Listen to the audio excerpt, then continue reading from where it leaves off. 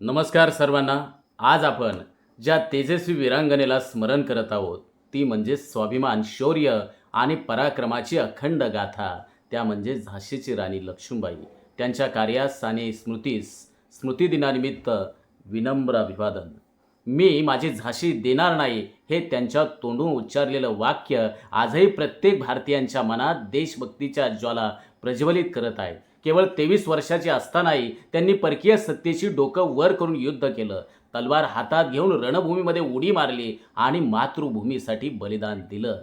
राणी लक्ष्मीबाई म्हणजे केवळ इतिहासातील पात्र नाहीत, तर स्त्री शक्तीचा, आत्मसन्मानाचा आणि स्वातंत्र्याच्या झुंजारतेचा प्रेरणास्रोत आहे. आज त्यांच्या स्मृतिदिनी आपण सर्वांनी मित्रांनो निश्चय करूया की अन्यायाविरुद्ध उभं राहू आणि आपल्या कर्तव्यासाठी झाशीच्या राणीप्रमाणे निडरपणे लढू. आणि मी शेवटी जाता जाता आपल्याला एकच सांगेल, जय हिंद, वंदे मातरम.